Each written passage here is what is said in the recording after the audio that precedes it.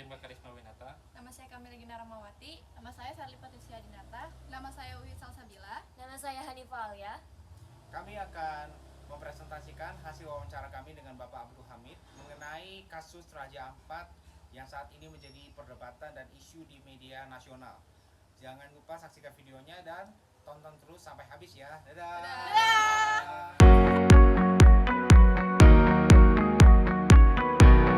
Satu. Oke. Selamat siang Bapak, salam hormat dari saya Albert Pak dan juga teman saya Nadine.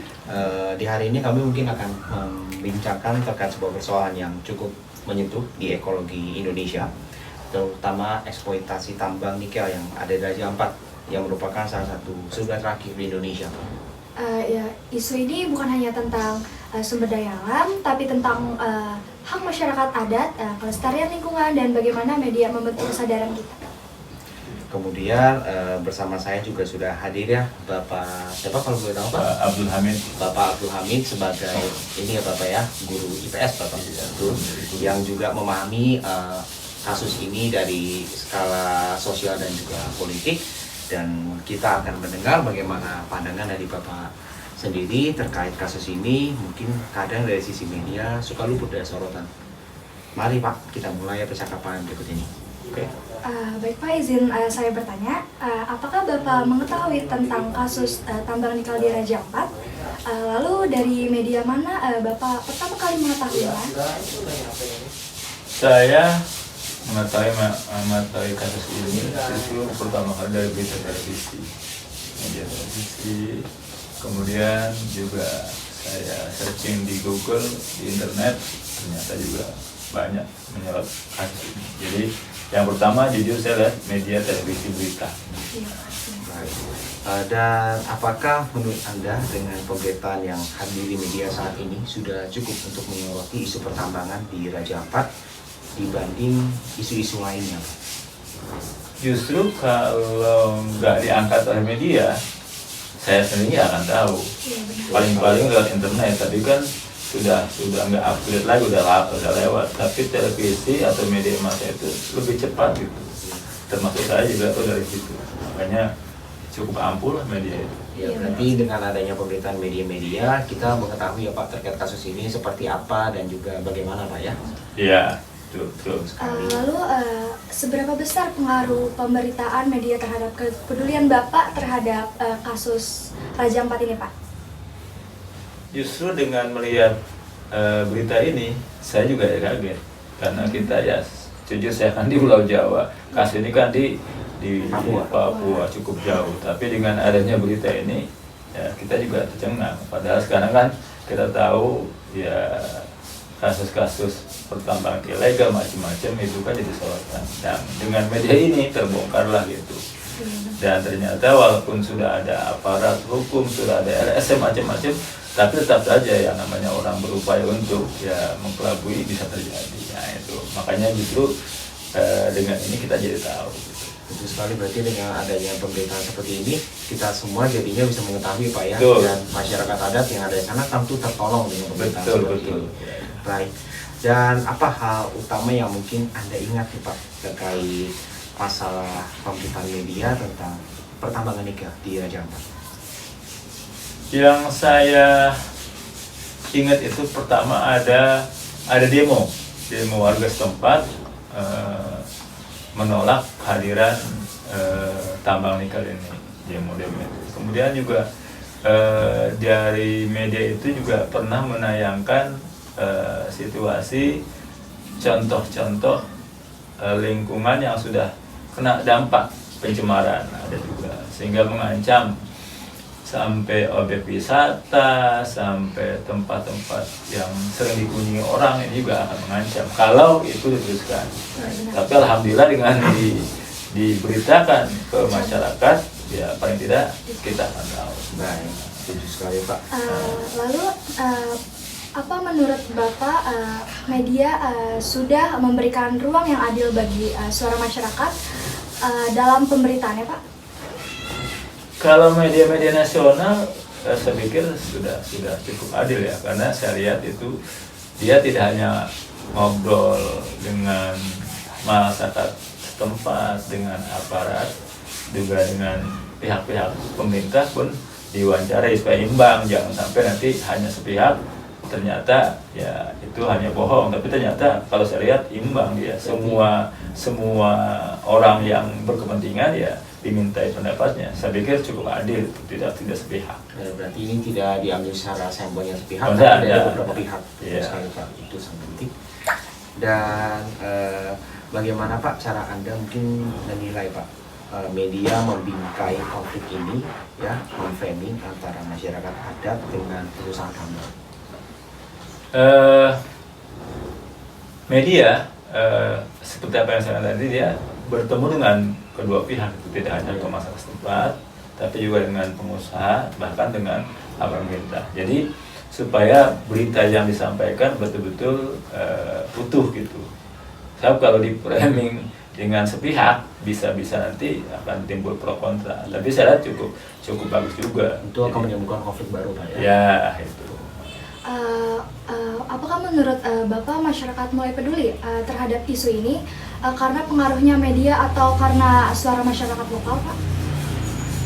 Justru saya bilang tadi, dengan adanya media, orang jadi tahu di berbagai wilayah, termasuk kita yang ada di Pulau Jawa lah.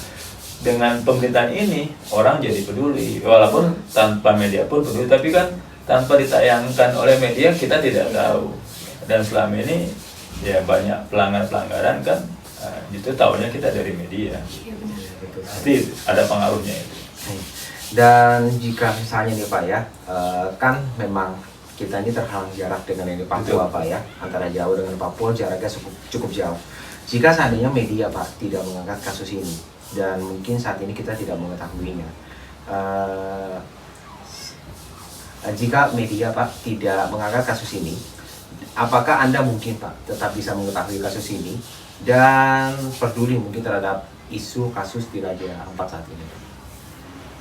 Jujur ya, kalau kita tidak tahu dari media, kita pun nggak tahu pelanggaran itu. Karena ya Jawa dengan Papua cukup jauh. Tapi dengan ada media, ya apalagi televisi yang kita bisa lihat tiap hari, kemudian kita juga baca internet sebagainya, itu nggak bisa dibohong sekarang. Justru tanpa media, ya mungkin kita nggak tahu karena cukup jauh. Tapi dengan peran media ini cukup penting Pak ya dalam Sangat penting. gitu ya Pak. Baik, silakan saudara. Lalu menurut Bapak, isu lingkungan seperti ini di Raja Ampat cukup sering dijadikan sorotan utama di media sosial, Pak? Sebenarnya kalau media sosial dimanapun tidak hanya di Raja Ampat ya, Iya. banyak kasus-kasus lain. Tetapi kebetulan ini memang tambang nikel di Papua cukup potensial dan mungkin banyak melibatkan perusahaan-perusahaan besar, ya sehingga menjadi isu nasional.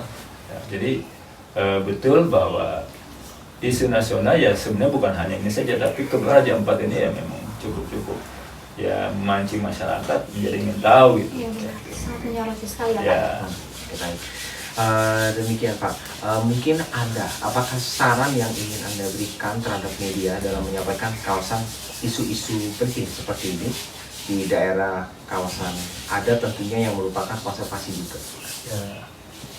Tentu harapan saya media pertama harus betul-betul sampai menukik ke lokasi ya.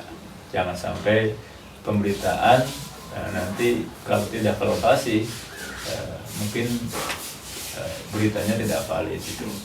Yang kedua, justru media memang mau tidak mau berada di garis depan yang memberitakan ke masyarakat, karena tanpa media masyarakat tidak akan tahu. Jadi jangan hanya di Raja Ampat, dimanapun ya, kalau ada kasus macam ini ya sangat penting peran media, harus paling awal memberitakan masyarakat. Kan zaman sekarang udah terbuka semua, Iya, benar. walaupun ada internet, tapi kan nggak semua orang peduli kadang-kadang. Tapi dengan berita, ada internet sebagainya, orang makin tahu. Nggak bisa ditutup-tutupi lah sekarang. Iya, benar. Daerahnya memang Betul sudah. sekali, apalagi di zaman sekarang ini kan media sosial luas Pak ya. Betul. Penyebarannya juga bisa dalam hitungan detik tersebar luas dan semua orang tahu gitu Pak ya. Baik. Baik, untuk terakhir mungkin Bapak ada pesan yang ingin disampaikan khususnya kepada pemerintah terkait kasus Raja Ampat ini, Pak? Kepada pemerintah saya pikir aturan lah yang sudah dibuat tolong itu dilaksanakan. karena kan kita bagaimanapun sudah ada undang-undang. Nah, Itu Pak. tetapi ya yang namanya undang-undang kan buatan manusia, pasti ada saja yang mencoba untuk melanggar itu. Mengakali seperti itu. Nah, maka yang kedua kan kita banyak LSM, ada Walhi setahu saya, ya kemudian bahkan lagi yang internasional itu apa ya? Satu lagi ada yang namanya Greenpeace ya, Greenpeace. UNESCO. Bahkan di dalam undang-undang tentang lingkungan sudah ada yang namanya setiap usaha harus ada AMDAL, analisa mengenai dampak lingkungan. Itu sudah pada tahu sebenarnya. Cuma lagi-lagi ya mungkin menganggap ini jauh tidak terpantau ya. Tapi kan alhamdulillah saya dengar sekarang 4 perusahaan sudah dicabut izin pertambangan oleh Iya, pemerintah. Itu sekali Pak. Nah itu karena pemerintah tanggap, masyarakat protes sebagainya, ya pemerintah ya, tanggap. Alhamdulillah. Ya mudah-mudahan aja lah. Mudah-mudahan jangan cuma di awal-awal, terus dipantau. Begitu lah. Baik Pak. Kalau begitu Pak, saya akhir kata Albert dan Nadine. mengucapkan terima kasih Pak untuk memberikan waktunya dan pandangannya hari ini. Dari percakapan hari ini kita juga tentu diingatkan bahwa isu tambang Raja Ampat ini bukan sekedar soal ekonomi, tapi juga mengenai hak lingkungan dan juga masyarakat. Iya. Terima kasih. Semoga media terus memberi ruang adil bagi semua suara, dan kita semua semoga semakin peduli terhadap keberlanjutan alam di Indonesia, Pak. Oke, sama-sama. Baik, untuk akhir kata saya ucapkan terima kasih dan sampai jumpa untuk di kesempatan berikutnya Pak. Iya, Terima kasih sama-sama. banyak Pak. Oke. Nah, Udah?